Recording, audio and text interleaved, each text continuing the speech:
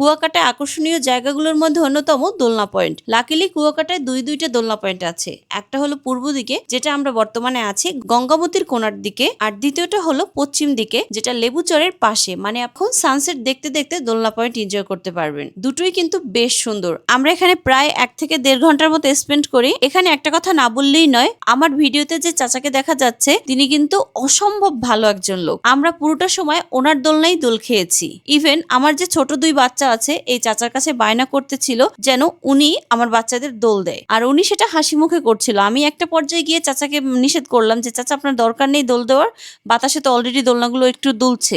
তো উনি সেটা শুনে নেয়, উনি কিন্তু দাঁড়িয়ে আমার বাচ্চাদের অনবরত দোল দিতেছিল। আর সবচেয়ে আশ্চর্যের বিষয়, উনি কিন্তু আমাদের কাছে কোনো টাকাই ডিমান্ড করে নাই। উনি বলেছিল আপনারা যা খুশি হয়ে দেবেন আমি সেটাই নেব। ভাবা যায় একবার, যেখানে টুরিস্ট প্লেসগুলোতে মানুষদের গলা কাটার জন্য রেডি থাকে, সেখানে উনি এই সময় এসে বলে আপনারা যা খুশি হয়ে দেবেন আমি তাতেই খুশি। তখন আমরাও চেষ্টা করেছি ওনাকে যথাযথ খুশি করে দেওয়ার। এরপর আমাদের সবারই প্রচন্ড ক্ষুধা লেগে যায়, কারণ তখন প্রায় 9:30টার মতো বেজে গেছে। আর আমরা যেহেতু শহর থেকে অনেকটা দূরে, প্রায় 1 থেকে 1.5 ঘন্টার মতো দূরে আছি, তো এখান থেকে ব্যাক করে নাস্তা খাওয়াটা সত্যি ডিফিকাল্ট হয়ে যাবে।